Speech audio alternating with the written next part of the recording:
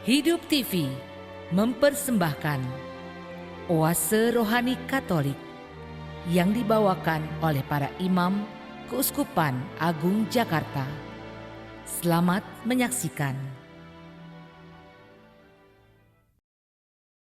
Bapak, Ibu, Saudara-saudari, para sahabat Oase Rohani Katolik yang terkasih, selamat berjumpa lagi dalam acara kita bersama.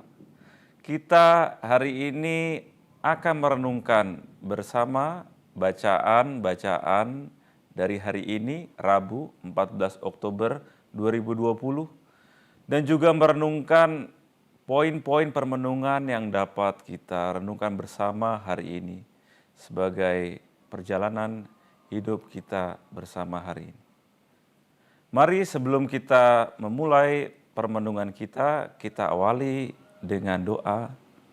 Dalam nama Bapa dan Putra dan Roh Kudus. Amin. Sabda Allah itu hidup dan penuh daya, menguji segala pikiran dan maksud hati. Allah Bapa di surga, kami bersyukur atas rahmat-Mu yang sungguh tak terhingga bagi kami. Engkau senantiasa menyertai kami hingga hari ini. Engkau masih memberikan kami nafas kehidupan untuk kami syukuri. Ya Bapa, sekarang kami bersama ingin merenungkan pesan-pesan-Mu dalam bacaan-bacaan hari ini. Dampingilah kami, utuslah Roh Kudus-Mu menerangi hati dan budi kami, supaya kami dapat merenungkan sabda-Mu dengan penuh kasih. Dimuliakanlah nama-Mu kini dan sepanjang segala masa. Amin. Dalam nama Bapa dan Putra dan Roh Kudus. Amin.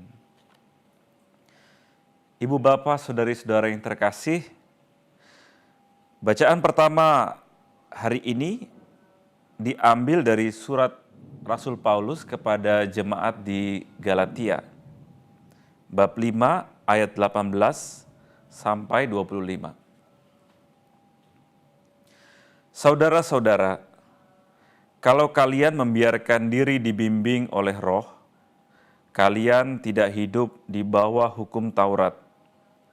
Perbuatan daging telah nyata, yaitu percabulan, kecemaran, hawa nafsu, pemujaan berhala, sihir, percekcokan, iri hati, amarah, kepentingan diri sendiri, percederaan, roh pemecah dan kedengkian, kemabukan, pesta pora, dan sebagainya. Mengenai semuanya itu, kalian kuperingatkan, seperti yang telah kulakukan dahulu, bahwa barang siapa melakukan hal-hal yang demikian, ia tidak akan mendapat bagian dalam kerajaan Allah. Sebaliknya, hasil roh ialah kasih, sukacita, damai sejahtera, kesabaran, kemurahan, kebaikan, kesetiaan, sikap lemah lembut, dan penguasaan diri. Tidak ada hukum yang menentang hal-hal itu. Barang siapa menjadi milik Kristus, ia telah menyalibkan daging dengan segala hawa nafsu dan keinginannya.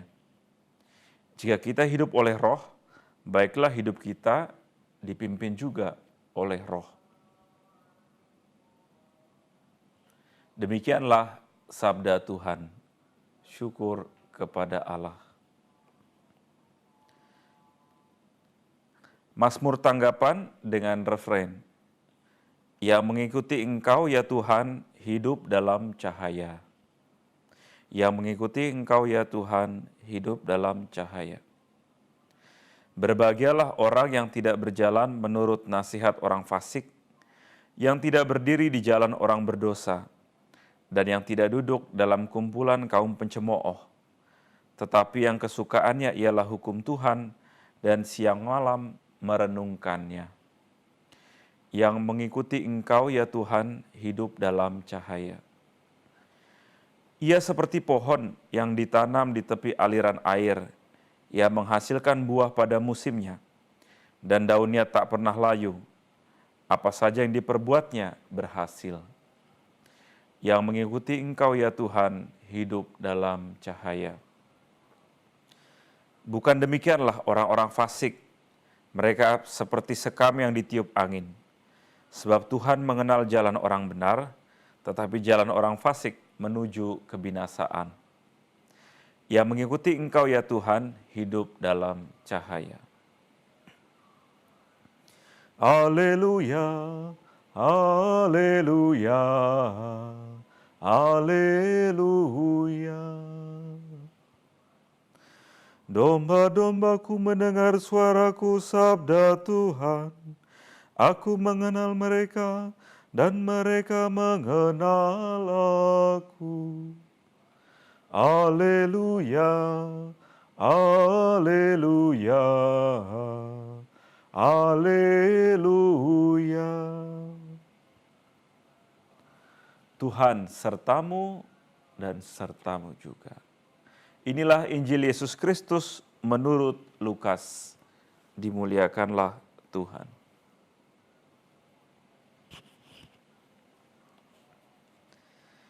Sekali peristiwa Yesus bersabda, "Celakalah kalian, hai orang-orang Farisi, sebab kalian membayar persepuluhan dari selasih, inggu, dan segala jenis sayuran, tetapi kalian mengabaikan keadilan dan kasih Allah. Yang satu harus dilakukan dan yang lain jangan diabaikan. Celakalah kalian, hai orang-orang Farisi, sebab kalian suka duduk di tempat terdepan di rumah ibadat dan suka menerima penghormatan di pasar. Celakalah kalian, sebab kalian seperti kubur yang tidak memakai tanda. Orang-orang yang berjalan di atasnya tidak mengetahuinya." Seorang ahli Taurat menjawab, "Guru, dengan berkata demikian, engkau menghina kami juga." Tetapi Yesus berkata lagi, "Celakalah kalian juga, hai ahli-ahli Taurat, sebab kalian meletakkan beban yang tak terpikul pada orang, tetapi kalian sendiri tidak menyentuh beban itu dengan satu jari pun." Demikianlah Injil Tuhan. Terpujilah Kristus.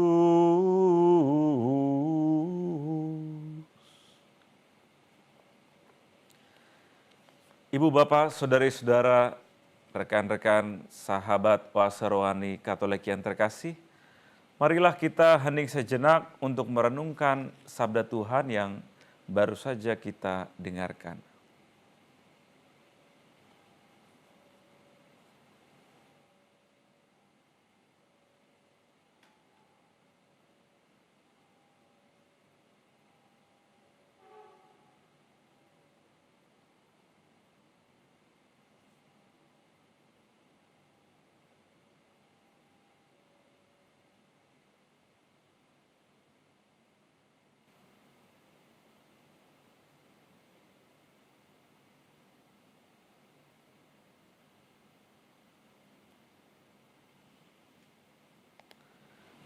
Para sahabat Oase Rohani Katolik yang terkasih, bacaan pertama hari ini diambil dari surat Rasul Paulus kepada jemaat di Galatia.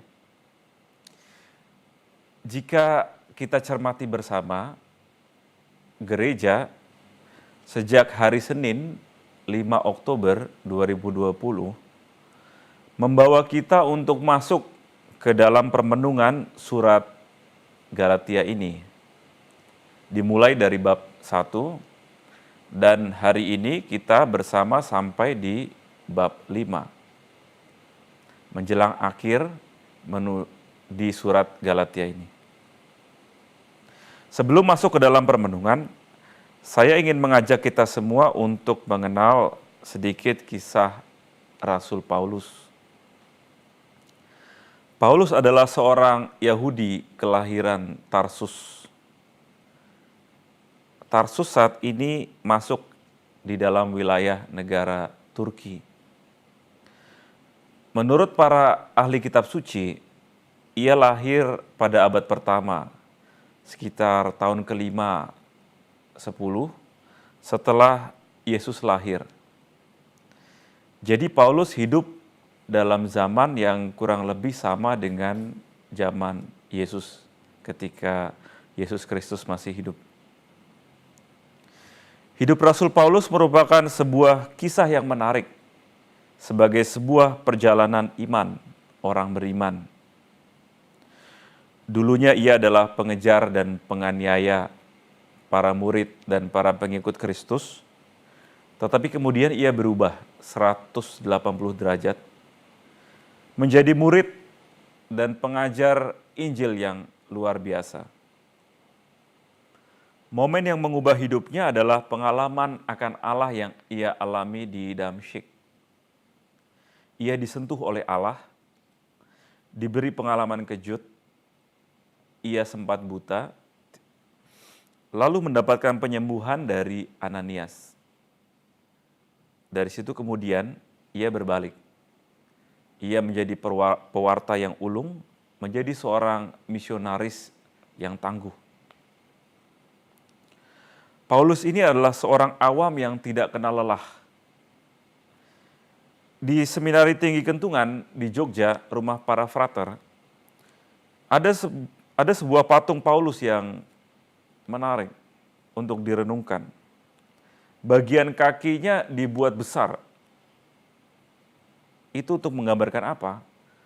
Untuk menggambarkan bahwa Paulus tiada putusnya berjalan kaki untuk mewartakan kabar gembira Tuhan.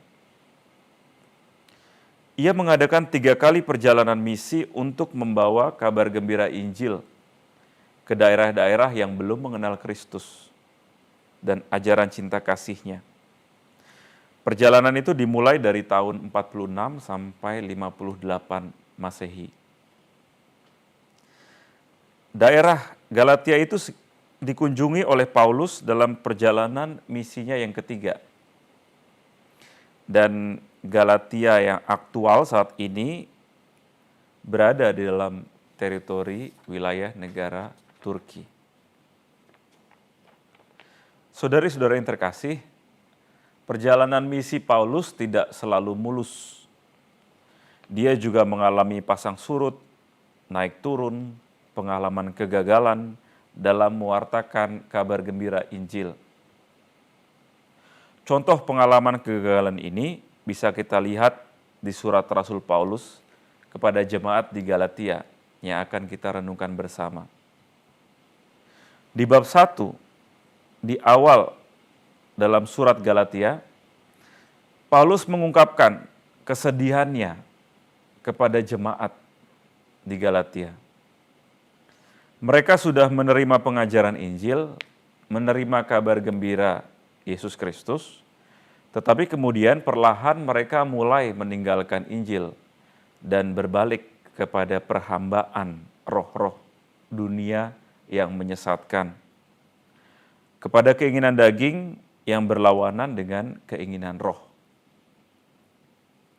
Paulus dalam bacaan pertama hari ini menuliskan sebuah list yang cukup panjang mengenai dosa dan kesalahan yang menjadi ancaman bagi hidup orang beriman. Percabulan, kecemaran, hawa nafsu, penyembahan berhala, sihir, perseteruan, perselisihan, iri hati, amarah, kepentingan diri sendiri, percideraan, roh pemecah, kedengkian, kemabukan, dan pesta pora. Perhambaan kepada sikap-sikap seperti itu membuat jemaat Galatia tidak lagi menjadi orang-orang yang bebas, tidak lagi menjadi orang yang merdeka, tetapi masuk ke dalam bayang-bayang gelap, menjadi orang-orang yang terkurung, dan mengarah ke jalan yang menjauhkan orang dari cinta kasih Yesus Kristus dan ajaran-ajarannya. Di bab kelima ini, Paulus mencoba untuk mengangkat kembali moral jemaat Galatia. Paulus mencoba untuk mengingatkan, menasihati, yuk coba mari kita bersama bangkit kembali dari pengaruh gelap ini dan berbalik kembali untuk mengikuti jalan Injil. Orang-orang yang melakukan dosa roh-roh kedagingan biasanya merasakan dirinya terpenjara, insecure, merasa nggak nyaman dengan dirinya. Ada yang mengganjal. Dan di titik inilah Paulus mengajak mereka, dan juga tentunya kita semua, para sahabat Oase Rohani Katolik, untuk meninggalkan kekilafan kita, kedosaan kita, dan berani untuk melangkah maju, berani untuk insaf, merubah diri dari hal-hal yang kecil, dimulai dari diri kita sendiri. Bahasa yang Paulus gunakan adalah hidup dalam roh. Buah-buahnya adalah kasih, sukacita, damai sejahtera, kesabaran, kemurahan, kebaikan, kesetiaan, sikap lemah lembut, dan penguasaan diri. Ada kata-kata bijak yang berbunyi, menjadi bahagia itu mudah, yaitu dengan melakukan perbuatan-perbuatan baik. Saya kira kata bijak itu menarik untuk direnungkan. Ibu bapak, saudari-saudara, saya percaya pasti pernah memiliki pengalaman berbuat kebaikan, menolong orang lain yang sedang membutuhkan pertolongan, memberi derma, share makanan, share sembako kepada tetangga atau pengemis yang lewat depan rumah, memberi uang kepada polisi cepek yang ada di jalan. Biasanya apa yang kita alami setelah melakukan perbuatan-perbuatan tersebut? Biasanya muncul rasa sukacita di dalam hati. Ada rasa gembira, rasa puas, karena melihat orang yang kita bantu tersenyum, mengucapkan terima kasih. Hati ini rasanya tentram. Hati kecil berkata, I did the right thing. Saya melakukan hal yang benar. Dan inilah yang dimaksud oleh Paulus dengan buah-buah roh. Buah roh memberi orang kelegaan, ketentraman, kedamaian. Di situasi pandemi ini, berbagi dengan orang lain, atau secara simpel berdoa, mendaraskan lagu pujian, ternyata juga berbuah baik untuk kesehatan kita, meningkatkan imun, karena kita merasa happy, merasa gembira, imun kita naik, dan kita juga bisa terhindar dari ancaman virus corona. Di dalam bacaan pertama hari ini, Paulus mengajak kita semua untuk memandang salib Kristus. Di gereja ada salib besar. Di rumah-rumah juga Bapak Ibu memasang salib. Mungkin juga dari antara kita ada yang memakai kalung salib sebagai penanda akan iman kita. Salib ini bukanlah sekedar hiasan, sisi estetik, penanda bahwa kita orang Kristen. Lebih dari itu, salib adalah simbol pengorbanan Tuhan Yesus Kristus, yang walaupun Allah, rela untuk menjelma menjadi manusia, mengambil bentuk daging sama seperti kita, dan juga rela untuk wafat di salib demi menebus dosa-dosa kita semua.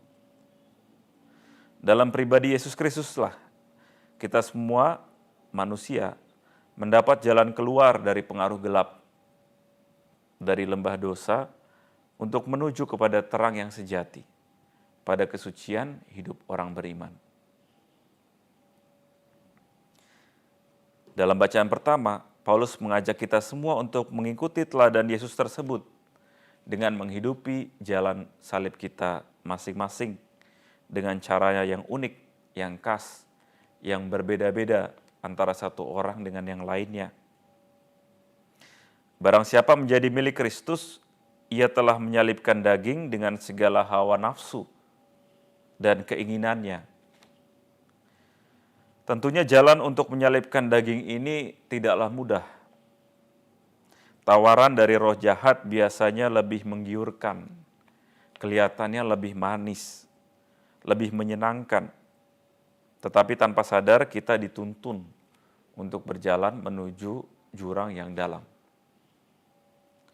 Roh jahat punya banyak cara untuk menipu, membuat kita berpikir bahwa seolah-olah melakukan ini adalah hal yang wajar dilakukan oleh banyak orang. Contohnya, dalam hal berdoa, roh jahat akan berkata, malam ini nggak usah doalah, doanya besok aja. Kan kamu udah capek seharian kerja. Lalu terbawalah kita untuk tidak berdoa hari itu. Contoh lain, misalnya dalam hal korupsi. Roh jahat bisa jadi akan berkata, alah, kan biasa aja suap menyuap itu. Toh semua melakukannya. Kalau kamu nggak lakukan, nanti kamu akan susah sendiri. Udah nggak apa-apa, disuap aja atau diterima aja suapnya. Dan masih banyak contoh lain yang mungkin Bapak Ibu semua pernah alami dalam hidup sehari-hari. Yesus pun tidak luput dari godaan iblis. Di gurun pasir ketika ia berdoa mati raga selama 40 hari, 40 malam. Iblis pun datang untuk mencoba Yesus 3 kali. Dalam setiap cobaan, iblis selalu memberi pemahaman palsu, alasan-alasan palsu. Yesus, kamu kan lapar, udahlah ubah batu itu menjadi roti biar kamu nggak mati. Atau, Yesus, kamu kan anak Allah, coba tunjukin dong kuasamu. Masa sih kamu anak Allah, saya nggak percaya. Dan juga yang ketiga, Yesus, kamu kan ditakdirkan jadi raja. Ini aku kasih sekarang satu kerajaan dengan segala hartanya. Tapi kamu harus menyembah aku. Dan bagaimana jawaban Yesus? Sangat tegas. Enyahlah kau iblis, jangan mencobai Tuhan Allahmu. Dan iblis pun pergi. Saudara-saudara yang terkasih, untuk melawan godaan iblis, godaan dari roh-roh daging, roh-roh jahat, kita perlu mencontoh sikap Yesus. Kita perlu memberi penegasan, bilang tidak dengan tegas kepada tawaran roh-roh jahat tersebut. Karena kalau kita terombang-ambing, galau, biasanya roh jahat akan semakin bermain untuk menjatuhkan kita. Dan tanpa sadar, kita terjatuh semakin dalam ke dalam jurang. Dan inilah yang ingin dikatakan oleh Paulus di akhir bacaan pertama ini. Jika kita hidup oleh roh, baiklah hidup kita dipimpin oleh roh. Inilah rahmat yang kita mohon bersama hari ini. Tuhan, berikanlah kepadaku rahmat penegasan, rahmat keberanian untuk berani bilang tidak kepada tawaran roh-roh jahat, supaya hidup kita pun pelan tapi pasti selalu terarah kepada buah-buah roh. Roh Kudus yang menghidupkan, yang membebaskan dan memberi kita kelegaan.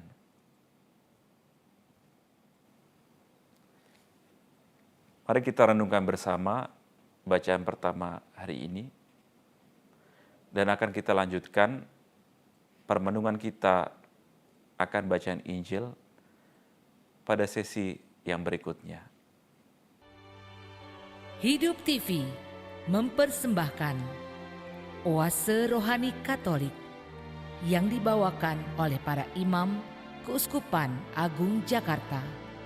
Selamat menyaksikan. Ibu Bapak, saudari-saudara, para sahabat Oase Rohani Katolik yang terkasih, selamat berjumpa kembali dan mari kita renungkan bacaan Injil yang hari ini sudah kita dengarkan. Semoga saudara-saudara semua masih dalam kondisi sehat, kuat untuk melanjutkan permenungan hari ini. Di dalam bacaan Injil hari ini, kita dihadapkan pada sebuah situasi konflik antara Yesus dan orang-orang Farisi serta ahli Taurat. Yesus dalam perikop ini menggunakan kata yang cukup keras. Celakalah kalian, hai orang-orang Farisi. Di dalam bahasa Inggris, kata yang digunakan adalah woe to you Pharisees. Di dalam bahasa Italia, kata celakalah ini dibahasakan dengan guai a voi Farisei. Ketika saya cari-cari definisi woe dalam bahasa Inggris dan juga guai dalam bahasa Italia, saya menemukan dua definisi yang cukup berbeda. Pertama, kata celakalah itu merupakan sebuah umpatan, sebuah kutukan yang diberikan oleh seseorang kepada orang lain karena kesalahannya. Dan kedua, kata celakalah itu merupakan ekspresi sebuah kesedihan, ekspresi sebuah kekecewaan. Dan untuk konteks bacaan Injil kita hari ini, kata celakalah lebih ingin menunjukkan definisi yang kedua, yakni kesedihan, kekecewaan. Yesus sedih terhadap orang-orang Farisi dan ahli-ahli Taurat. Mereka melakukan hal-hal baik, seperti membayar persepuluhan, tetapi mereka hanya berhenti di situ saja. Berhenti pada rutinitas belaka, sehingga perbuatan itu menjadi kosong, tanpa makna. Mereka melupakan apa yang terpenting, yakni keadilan dan kasih Allah di balik segala perbuatan-perbuatan baik yang dilakukan oleh mereka. Bacaan pertama dan bacaan Injil hari ini dalam permenungan saya memiliki sebuah pesan yang sejalan, yakni kesedihan Tuhan melihat kita anak-anaknya jatuh pada rutinitas, berhenti pada level superficial, dan kurang mampu untuk menyandarkan diri ini kepada Sang Jangkar utama, yakni Yesus Kristus, Tuhan kita. Namun Tuhan tidak ingin meninggalkan kita pada situasi seperti ini. Ia mencoba untuk mengingatkan, menasihati, dan mengangkat kita semua untuk kembali ke jalan Tuhan. Bicara tentang menasihati, para orang tua tentunya punya beribu pengalaman bagaimana cara mendidik anak-anak mereka. Menasihati mereka agar menjadi anak-anak yang bertumbuh baik dalam iman, dan juga menjadi pribadi-pribadi yang dewasa dan matang. Cara menasihati ini bisa bermacam-macam. Ada kalanya orang tua bersikap tegas, memberi batasan apa yang boleh dilakukan dan apa yang tidak boleh dilakukan oleh anak-anak mereka. Tetapi ada saatnya juga orang tua menasihati dengan cara yang halus, mencoba untuk menjadi sahabat, bicara dari hati ke hati dengan anak-anak mereka, mendengarkan apa yang menjadi keluh kesah unek-unek dari anak-anak, dan mencoba untuk memberikan petuah yang berguna bagi mereka. Dinamika ini terjadi secara natural sesuai dengan situasi dan kondisi yang dialami oleh masing-masing orang tua dengan berbagai macam latar belakangnya. Saya ingin sedikit sharing mengenai pengalaman dinasihati oleh orang tua. Salah satu hobi saya adalah bermain piano dan juga bermain organ. Saya mulai belajar organ itu ketika kelas 3 SD. Dalam sehari biasanya saya bermain organ, bermain piano sekitar 1-2 jam. Dan saya masih ingat, biasanya orang tua saya itu sangat strict, tegas mengingatkan saya untuk latihan organ, latihan piano. Sebagai anak-anak, ada kalanya saya happy main organ sendiri. Tetapi ada saatnya juga saya malas-malesan. Saya nggak latihan karena bosan, nggak ada mood untuk latihan. Dan ketika saya malas-malesan itu, biasanya dengan nada agak tinggi, orang tua mengingatkan saya untuk latihan. Ketika beranjak semakin besar, kesadaran saya mulai tumbuh dan saya tidak perlu diingatkan oleh orang tua lagi untuk berlatih atau bermain piano. Saya udah asyik sendiri. Saat ini saya sungguh bersyukur karena latihan yang keras, yang cukup strict pada masa kecil itu. Sehingga saya bisa menjadi seperti yang sekarang ini. Beberapa tahun lalu ketika masih studi di Roma, saya memiliki kesempatan untuk mencoba organ yang ada di Basilika Santo Petrus, Vatikan.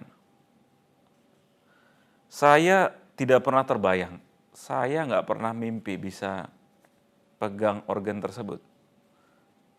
Pengalaman itu sungguh berkesan bagi saya, sungguh membahagiakan, dan saya bersyukur kepada orang tua saya yang telah mendidik saya ketika kecil untuk bermain organ.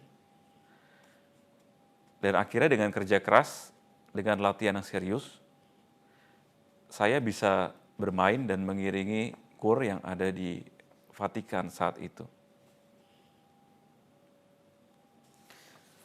Poin permenungan yang ingin saya tawarkan hari ini kepada saudari-saudari yang terkasih adalah pengalaman keterbukaan akan rahmat Tuhan dalam pengalaman kegagalan.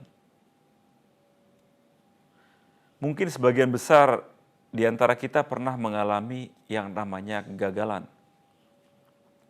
Gagalan dalam usaha, dalam bisnis, gagalan dalam studi, gagalan dalam percintaan, dan mungkin juga kegagalan dalam rumah tangga. Ada dinamika dalam hidup ini yang terkadang sepintas, kita tidak tahu kemana arahnya. Saya percaya tidak ada seorang pun yang mengharapkan kegagalan itu terjadi. Tetapi kemudian kita harus mengalaminya. Pasti ada rasa kecewa, marah, benci, nggak terima dengan kegagalan yang kita alami. Bisa jadi selama masa pandemi ini juga, ada pengalaman-pengalaman hidup yang tidak enak yang harus kita emban. Kehilangan pekerjaan, nggak dapat income bulanan, bekerja setengah hari, gaji dipotong. Belum lagi mereka yang harus terpisah dengan anggota keluarga mereka karena corona.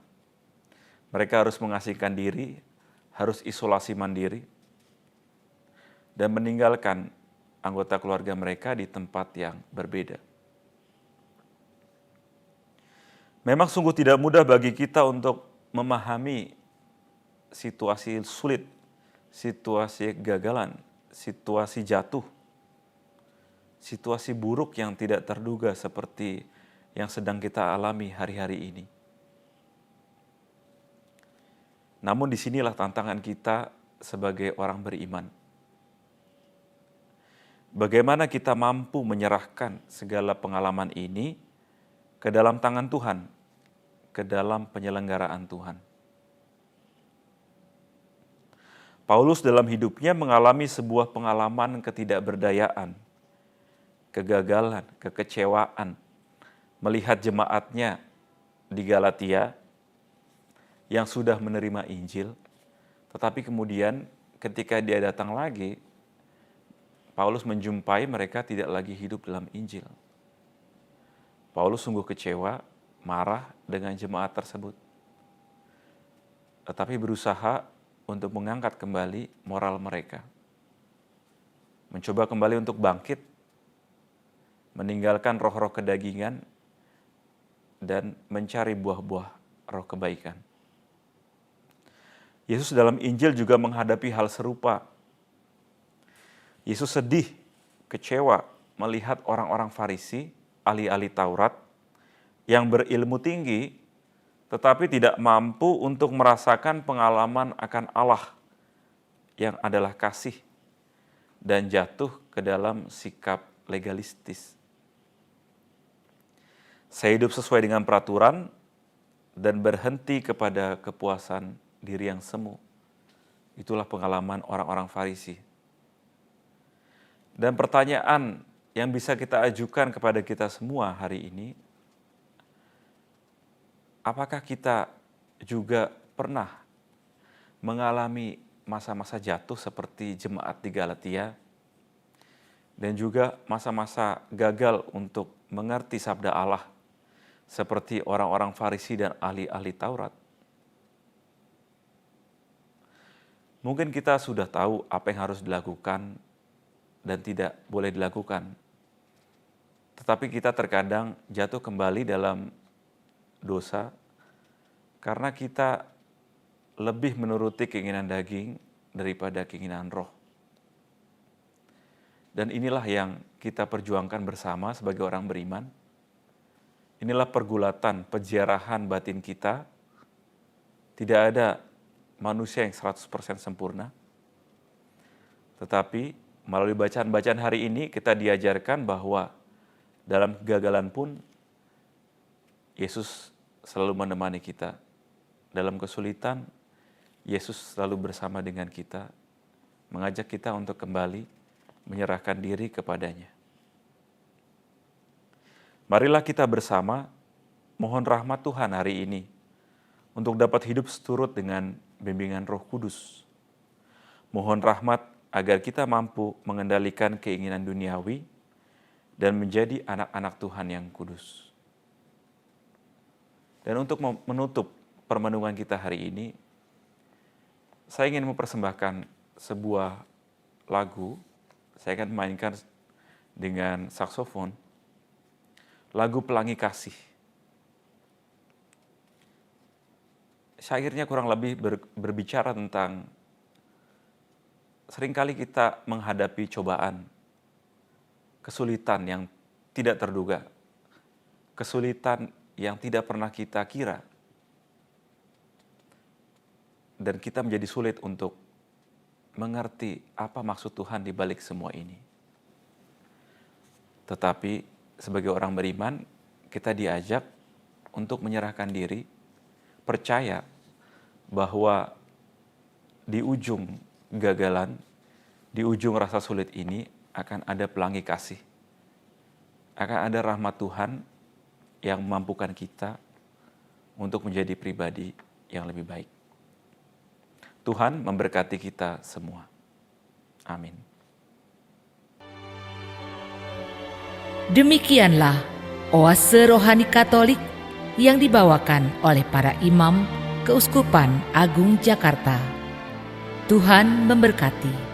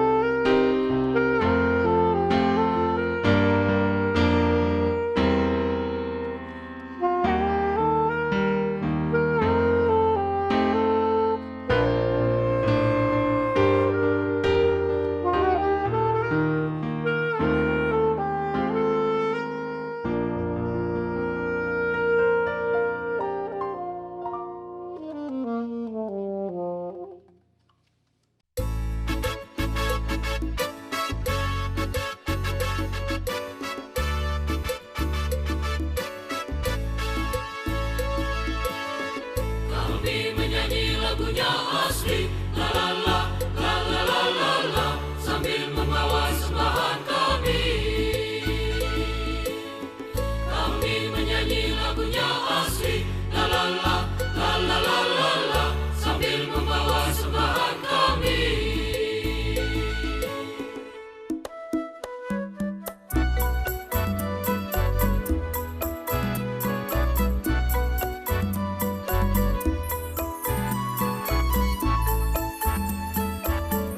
Mari kita sembahkan ke depan altar suci semua karya bakti dan abdi, karunia kasih ilahi, kasih abadi.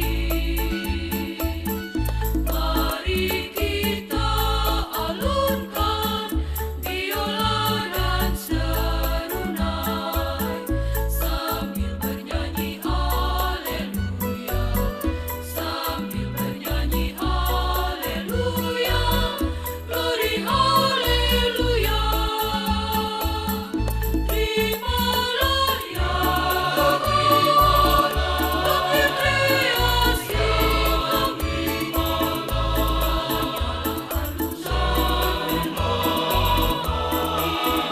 kita dan serunai sajian kami.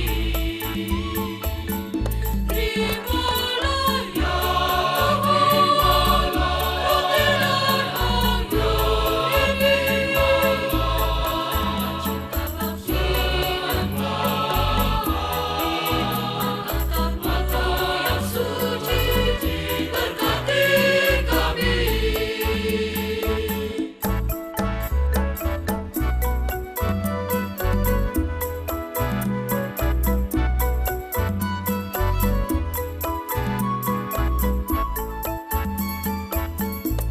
Terimalah ya, bukti kreasi kami,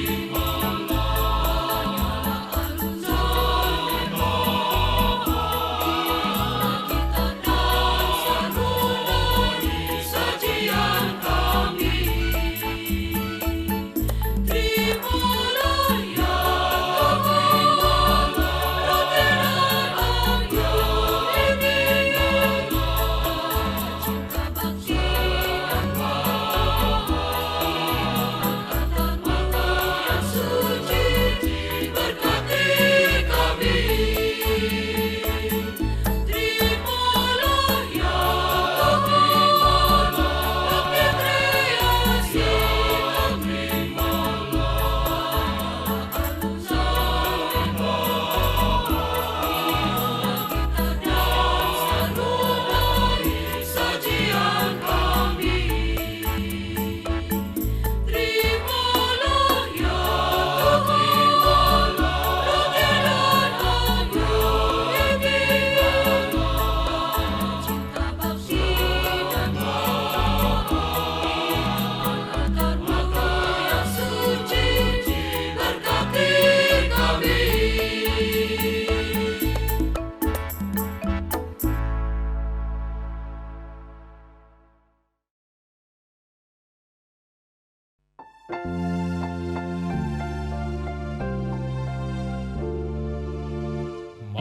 Masuklah pintu gerbang Allah, hormati, pujilah namanya, karena Allah kita baik selamanya.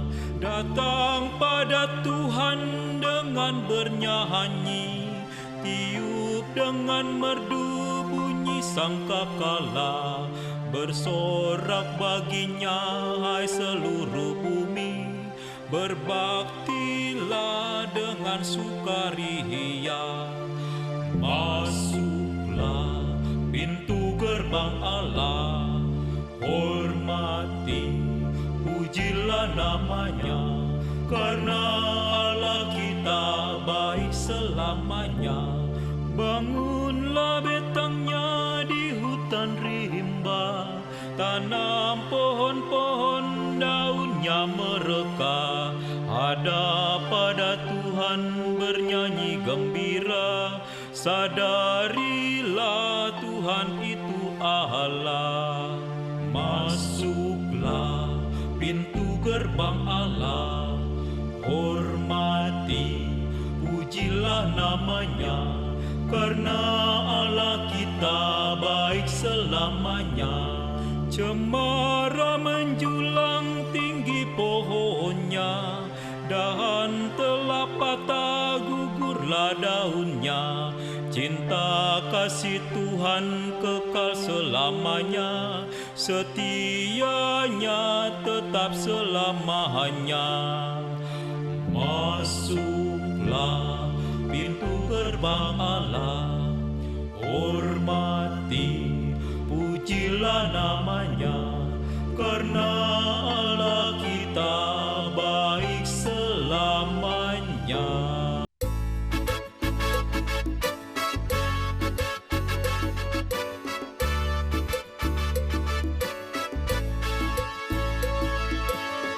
Kami menyanyi lagunya asli, la la la.